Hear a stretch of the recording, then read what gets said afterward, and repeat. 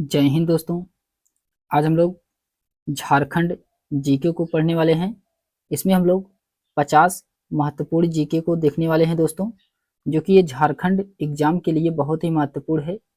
खासकर होने वाले एग्जाम झारखंड टेट के लिए भी इम्पोर्टेंट है ये।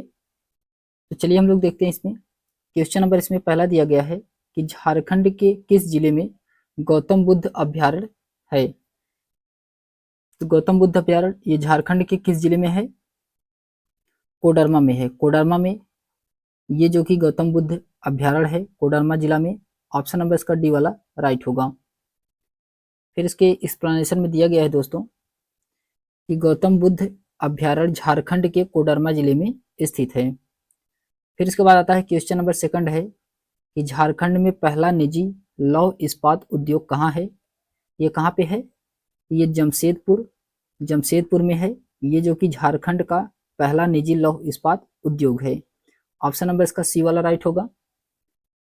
इसके एक्सप्लेनेशन में दिया गया है दोस्तों, एक्सप्लेनेशन में इसके दिया गया है कि जमशेदपुर में टाटा स्टील का पहला लौह इस्पात उद्योग है।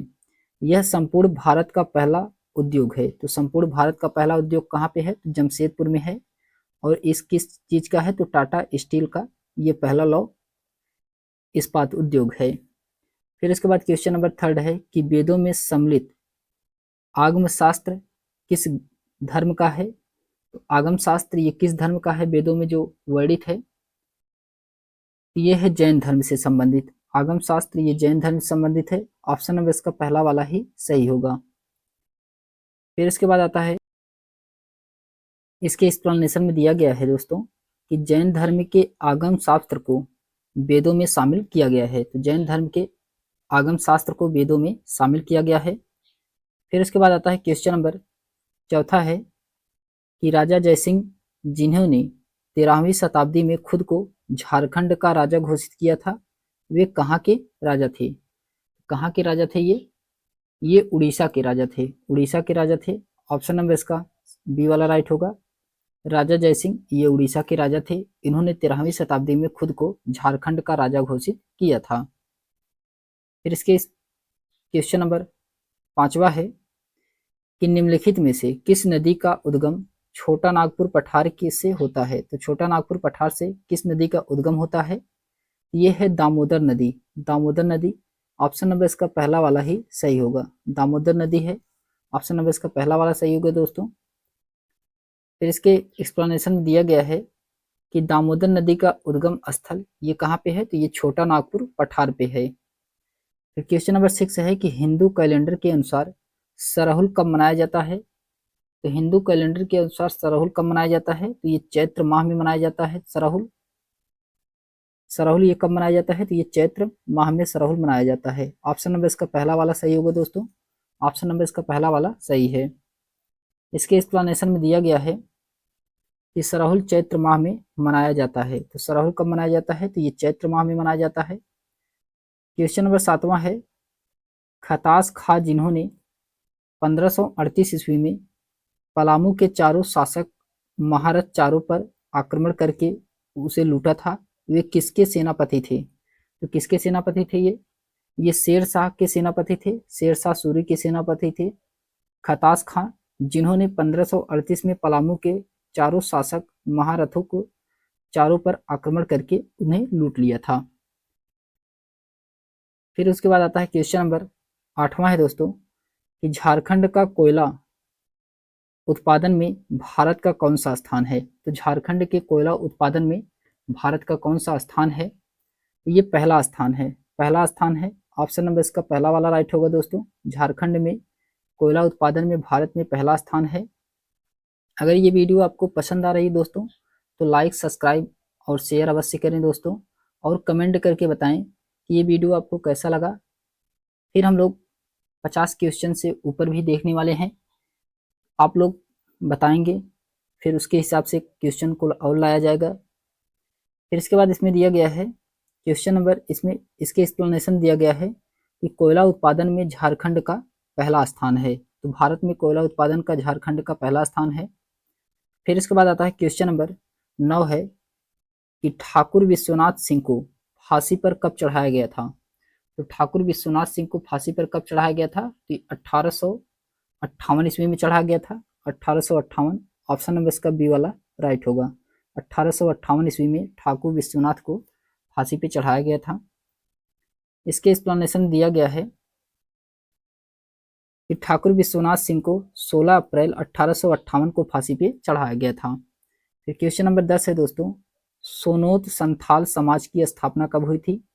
तो सोनोत संथाल की स्थापना कब किया गया था? ये किया गया था 1971 में। कब किया गया था? 1971 में किया गया था। ऑप्शन नंबर इसका सी वाला राइट होगा।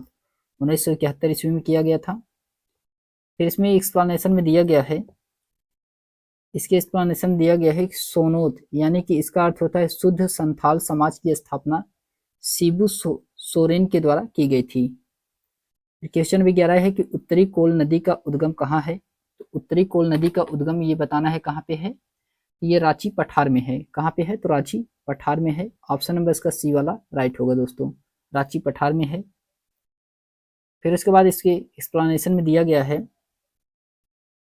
कि उत्तरी कोल नदी का उद्गम स्थान रांची के पठार का मध्य भाग है। क्वेश्चन नंबर 12 है कि पलानामा डैम झारखंड की किस नदी पे स्थित है? पालना डैम ये झारखंड की किस नदी पे स्थित है? इसको बताना है। ये कहाँ पे है? तो ये स्वर्ण रेखा नदी पे है। स्वर्ण रेखा नदी पे है पालना डैम, ये जो कि झारखंड में स्थित है। ऑप्शन नंबर इसका सी वाला राइट होगा। फिर इसके एक्सप्लेनेशन में दिया गया है कि पालना डैम ये स्वर्ण रेखा नदी पर स्थित है। फिर इसके बाद आता है क्वेश्चन नंबर 13 है दोस्तों कि ताना भगत आंदोलन कब शुरू हुआ? ताना भगत आंदोलन ये कब शुरू किया गया था? ताना भगत आंदोलन 1914 ईस्वी में शुरू किया गया था। कब? 1914 ईस्वी में शुरू किया गया था। ऑप्शन नंबर इसका पहला वाला सही है। ये कब शुरू हुआ था? 1914 ईस्वी में ताना भगत आंदोलन की शुरुआत की गई थी। फिर इसके एक्सप्लेनेशन में दिया गया है दोस्तों कि ताना भगत आंदोलन 1914 ईस्वी में शुरू हुआ था, जो लगान की ऊंची दरों के विरुद्ध था। ये लगान के ऊंची दरों के विरुद्ध था। फिर क्वेश्चन नंबर 14 है, मालतो भाषा किस जनजाति से संबंधित है? तो मालतो भाषा ये किस जनजाति से संबंधित है? तो ये मालो पहाड़िया से संबंधित है। मालो पहाड़िया से। ऑप्शन नंबर इसका पहला वाला ही राइट होगा दोस्तों, मालो पहाड़िया से ये संबंधित है। फिर इसके बाद इसके एक्सप्लेनेशन दिया गया है कि मालो भाषा जो कि मालो पहाड़ी जनजाति से संबंधित है। क्वेश्चन नंबर 15 है कि रूबी श्रेणी के आभ्रक का उत्पादन झारखंड के निम्नलिखित में से किस जिले में होता है? ये झारखंड के किस जिले में होता है? ये होता है गिरिडीह। गिरिडीह में होता है। ऑप्शन नंबर इसका पहला वाला सही होगा। रूबी श्रेणी के अभ्रंश का उत्पादन झारखंड के गिरिडीह जिले में होता है। ऑप्शन नंबर इसका पहला वाला सही होगा दोस्तों। फिर इसके एक्सप्लेनेशन में दिया गया है, एक्सप्लेनेशन में इसके है कि रूबी श्रेणी के अभ्रंश का उत्पादन झारखंड के दो जिले गिरिडीह और कोडरमा में होता है। गिरिडीह और कोडरमा में होता है। फिर इसके बाद आता है क्वेश्चन नंबर क्वेश्चन नंबर 16 है कि ताना भगत लैंड रेस्टोरेशन एक्ट कब पारित हुआ था? तो ताना भगत लैंड रेस्टोरेशन ये कब पारित किया गया था? ये पारित किया गया था 1917 में। 1917 में पारित किया गया था। ऑप्शन नंबर इसका डी वाला राइट होगा। कब पारित किया गया था? तो 1917 में पारित किया गया था। इसके एक्सप्लेनेशन में दिया गया है दोस्तों कि ताना भगत लैंड रेस्टोरेशन एक्ट 1917 ईस्वी में पारित किया गया था। फिर आता है क्वेश्चन नंबर 17 है कि झारखंड का सर्वाधिक जनसंख्या घनत्व वाला जिला कौन सा है? तो झारखंड का सर्वाधिक जनसंख्या घनत्व वाला जिला कौन सा है? तो ये धनबाद है।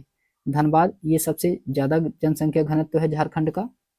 ऑप्शन नंबर इसका पहला वाला सही है। फिर इसके बाद इसके एक्सप्लेनेशन में दिया गया है दोस्तों कि झारखंड का सर्वाधिक जनसंख्या घनत्व वाला जिला कौन सा है? तो ये धनबाद है। क्वेश्चन नंबर 18 है कि अबुआ राज की घोषणा किस मुंडा सरदार ने की थी? अबुआ राज की घोषणा किस मुंडा सरदार के द्वारा किया गया था? ये किया गया था बिरसा मुंडा के द्वारा। बिरसा मुंडा के द्वारा। ऑप्शन नंबर इसका पहला वाला सही है, बिरसा मुंडा के द्वारा किया गया था। फिर उसके बाद आता है क्वेश्चन नंबर 19 है दोस्तों, कि किस स्थान के पास मैग्नोलिया मैग्नोलिया पॉइंट स्थित है। तो मैग्नोलिया पॉइंट ये किस स्थान में स्थित है क्वेश्चन नंबर 19 में। इसका राइट क्या होगा आंसर, नेतरहाटा, नेतरहाटा में स्थित है। ऑप्शन नंबर इसका पहला वाला सही है, नेतरहाटा में ये स्थित है मैग्नोलिया पॉइंट। फिर उसके बाद इसमें दिया गया है कि मैग्नोलिया पॉइंट नेतरहाटा के पास स्थित है। क्वेश्चन नंबर 20 है, मेस्ता क्या है। इसमें बताना है कि मेस्ता क्या है। तो मेस्ता एक रेशा है। मेस्ता क्या है, तो मेस्ता एक रेशा है। ऑप्शन नंबर इसका ए वाला राइट होगा, मेस्ता एक रेशा है। फिर इसके बाद आता है, इसमें दिया गया है कि मेस्ता झारखंड में जूट की तरह उत्पादित रेशे को कहा जाता है। क्वेश्चन नंबर 21 है दोस्तों, कि देवघर स्थित प्रसिद्ध शिव मंदिर का निर्माण किस शासक ने करवाया था।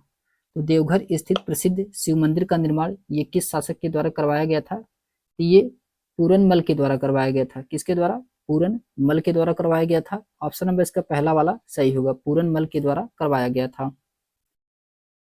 फिर इसमें एक्सप्लेनेशन में दिया गया है कि देवघर स्थित प्रसिद्ध शिव मंदिर का निर्माण पूरन ने करवाया था, पूरनमल के द्वारा करवाया गया था। फिर आता है क्वेश्चन नंबर 22 है, कि रेडिकल डेमोक्रेटिक पार्टी की स्थापना किसने की थी। तो रेडिकल डेमोक्रेटिक पार्टी की स्थापना ये किसके द्वारा किया गया था, एम.एन. रॉय के द्वारा किया गया था, एम.एन. रॉय के द्वारा किया गया था। ऑप्शन नंबर इसका पहला वाला सही है, एम.एन. रॉय के द्वारा किया गया था। फिर इसमें क्वेश्चन नंबर 23 है दोस्तों, कि झारखंड में राष्ट्रीय राजमार्ग की लंबाई कितनी है। तो झारखंड में राष्ट्रीय राजमार्ग की लंबाई कितनी है, तो 2649 किलोमीटर है। कितना, 2649 किलोमीटर है। ऑप्शन नंबर इसका बी वाला सही होगा, 2649 किलोमीटर लंबाई है झारखंड में राष्ट्रीय राजमार्ग की।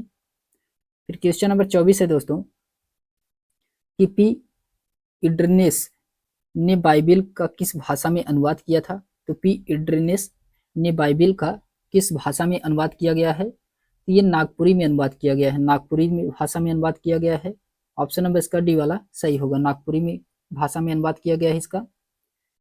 फिर इसके बाद आता है पी इड्रोनेस ने बाइबिल नागपुरी अनुवाद में किया है, नागपुरी भाषा में अनुवाद किया है।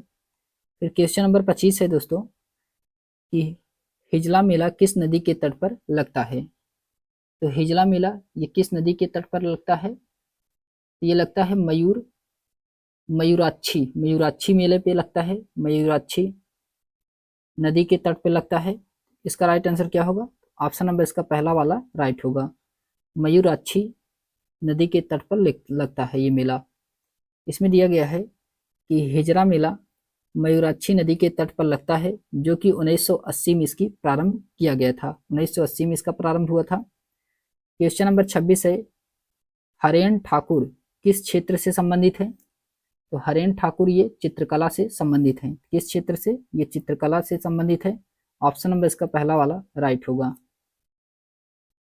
फिर इसके एक्सप्लेनेशन में दिया गया है कि हरेन ठाकुर चित्रकला से संबंधित हैं और उन्होंने चित्रकला के क्षेत्र में झारखंड को महत्वपूर्ण स्थान दिलाया है। फिर क्वेश्चन नंबर 27 है, कि दक्षिण पश्चिम सीमांत एजेंसी के प्रथम एजेंट कौन थे। तो दक्षिण पश्चिम सीमांत एजेंसी के प्रथम एजेंट कौन थे, इसको बताना है। क्वेश्चन नंबर 27 का राइट आंसर क्या होगा दोस्तों, ये कैप्टन विलिंगसन थे, कैप्टन विलिंगसन। ऑप्शन नंबर इसका पहला वाला सही होगा, कैप्टन विलिंगसन, ये जो कि दक्षिण पश्चिम सीमांत एजेंसी के प्रथम एजेंट थे। फिर इसके बाद आता है क्वेश्चन नंबर 28 है, कि बेताल नेशनल पार्क किसके लिए प्रसिद्ध है। बेताल नेशनल पार्क ये किसके लिए फेमस है। तो ये बाघ संरक्षण के लिए फेमस है, बाघ संरक्षण के लिए फेमस है। ऑप्शन नंबर इसका पहला वाला सही है, बाघ संरक्षण के लिए ये फेमस है। फिर इसके बाद क्वेश्चन नंबर 29 है, कि तोप चाची झील कहाँ पे स्थित है। तोप चाची झील ये कहाँ पे स्थित है। क्वेश्चन नंबर 29 का राइट आंसर क्या होगा, ये कहाँ पे है, तो धनबाद में है, धनबाद में है। ऑप्शन नंबर इसका ये वाला राइट होगा, ऑप्शन नंबर इसका पहला वाला सही होगा। फिर इसके बाद क्वेश्चन नंबर 30 है, कि मृदा शोध एवं अनुसंधान संस्थान कहाँ स्थित है। तो मृदा शोध एवं अनुसंधान संस्थान ये कहाँ पे है, ये हजारीबाग में है। हजारीबाग में ऑप्शन नंबर इसका पहला वाला सही होगा। ये कहाँ पे है, तो ये हजारीबाग में है। फिर उसके बाद आता है, इसके एक्सप्लेनेशन में दिया गया है कि मृदा शोध एवं अनुसंधान संस्थान ये हजारीबाग में स्थित है। फिर आता है क्वेश्चन नंबर 31 है कि मुरी किस उद्योग का एक प्रमुख केंद्र है। तो मुरी ये किस उद्योग का एक प्रमुख केंद्र माना जाता है, ये एल्युमिनियम का है। एल्युमिनियम का ऑप्शन नंबर इसका पहला वाला सही है, ये एल्युमिनियम का है। ऑप्शन नंबर इसका पहला सही है। इसके एक्सप्लेनेशन दिया गया है कि मुरी एल्युमिनियम उद्योग का एक प्रमुख केंद्र है। फिर क्वेश्चन नंबर 32 है कि झारखंड के किस स्थान पर भुवनेश्वरी मंदिर स्थित है। तो झारखंड के किस स्थान पर भुवनेश्वरी मंदिर स्थित है, ये जमशेदपुर में है। जमशेदपुर में है। ऑप्शन नंबर इसका पहला वाला सही है, जमशेदपुर में है भुवनेश्वरी मंदिर। इसके एक्सप्लेनेशन में दिया गया है कि भुवनेश्वरी मंदिर जमशेदपुर में, जो कि ये 500 मीटर ऊंचा है। फिर उसके बाद आता है क्वेश्चन नंबर 33 है, खरवासा के ठाकुर ने गंगा नारायण के सिर को काटकर किस अंग्रेजी अधिकारी के पास भेजा था। तो खरवासा के ठाकुर ने गंगा नारायण के सिर को काट करके किस अंग्रेजी अधिकारी के पास भेजा था, ये किसके पास भेजा गया था, ये भेजा गया था विलिंगकिंसन के पास। विलिंगकिंसन के पास ऑप्शन नंबर इसका पहला वाला सही है। ऑप्शन नंबर इसका पहला सही है, विलिंगकिंसन के पास भेजा था। फिर क्वेश्चन नंबर 34 है कि टेस्ट क्रिकेट में सबसे तेज शतक लगाने का रिकॉर्ड किस विकेट कीपर बल्लेबाज के पास है। तो टेस्ट क्रिकेट में सबसे तेज शतक लगाने का रिकॉर्ड ये किस विकेट कीपर बल्लेबाज के पास है, तो ये महेंद्र सिंह धोनी के पास है। महेंद्र सिंह धोनी के पास है। इनका संबंध जो कि झारखंड से है, इसीलिए क्वेश्चन दिया गया है। ऑप्शन नंबर इसका पहला वाला सही है। फिर उसके बाद आता है क्वेश्चन नंबर 35 है कि किस वृक्ष को पतझड़ के वनों का राजा कहा जाता है। ये साल के वृक्ष को कहा जाता है। साल के वृक्ष को पतझड़ के वनों का राजा कहा जाता है। ऑप्शन नंबर इसका पहला वाला सही है। फिर उसके बाद आता है, इसके एक्सप्लेनेशन में दिया गया है कि साल वृक्षों को पर्णपाती या पतझड़ वनों का राजा कहा जाता है। फिर इसके बाद आता है क्वेश्चन नंबर 36 है, हरेन ठाकुर किस क्षेत्र से संबंधित हैं। तो हरेन ठाकुर ये किस क्षेत्र से संबंधित है, ये चित्रकला से संबंधित है। ऑप्शन नंबर इसका पहला सही है, चित्रकला से ये संबंधित हैं। फिर उसके बाद इसके एक्सप्लेनेशन दिया गया है कि हरेन ठाकुर चित्रकला से संबंधित है और उन्होंने चित्रकला के क्षेत्र में झारखंड को महत्वपूर्ण स्थान दिया था। फिर इसके बाद आता है क्वेश्चन नंबर 37 है कि दाऊद खान नामक मुगल सूबेदार ने पलामू किले पर आक्रमण करके उसे कब जीता था। तो दाऊद खान नामक मुगल सूबेदार ने पलामू के किले पर आक्रमण करके उसे कब जीता था, ये 1680 ईस्वी में जीता था। 1680 में जीता था। ऑप्शन नंबर इसका पहला वाला सही है, 1680 में जीता था इन्होंने। फिर उसके बाद आता है क्वेश्चन नंबर 38 है कि किस जिले में सर्वाधिक अभ्रक पाई जाती है। तो किस जिले में सर्वाधिक अभ्रक पाई जाती है, तो ये कोडरमा में। कोडरमा में ऑप्शन नंबर इसका पहला वाला राइट होगा। कोडरमा जिले में सर्वाधिक अभ्रक पाई जाती है। फिर इसके बाद आता है क्वेश्चन नंबर 39 है कि भारतीय टीम का प्रतिनिधित्व करने वाले विमल लकड़ा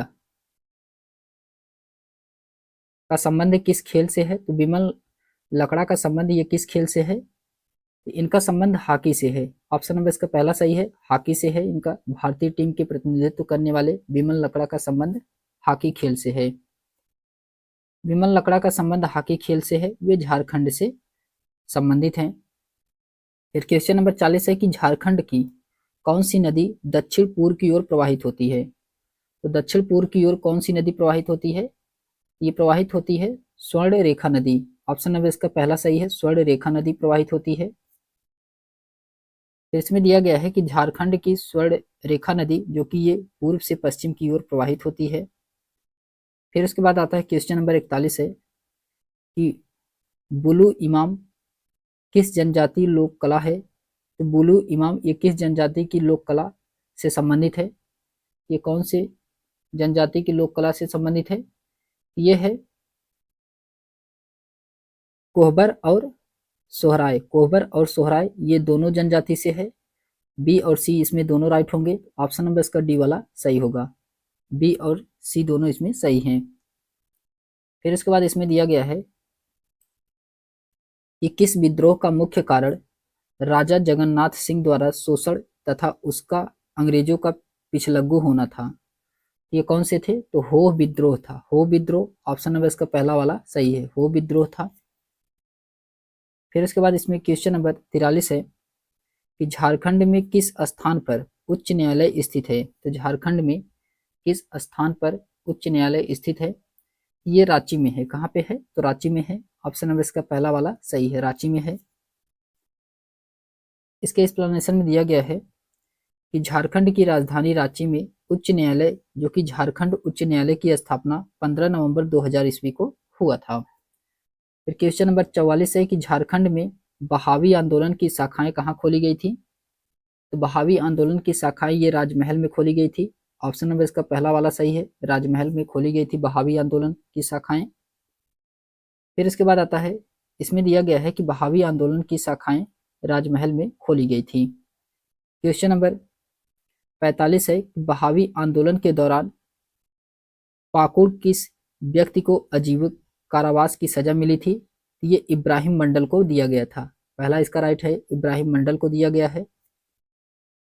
फिर इसके बाद आता है क्वेश्चन नंबर 46 है कि उराव जनजाति में पाए जाने वाले टेटोमिक गोत्र क्या कहा जाता है?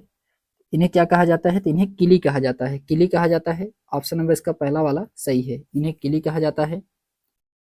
इसके एक्सप्लेनेशन दिया गया है कि उराव जनजाति में पाए जाने वाले टोटोमिक गोत्र को किली कहा जाता है। फिर इसके बाद आता है क्वेश्चन नंबर 47 है कि पसरी प्रथा एवं पाचा पद्धति का प्रचलन किस जनजाति में देखा जाता है? ये उराव जनजाति में देखा जाता है। ऑप्शन नंबर इसका ए वाला राइट होगा, उराव जनजाति में देखा गया है।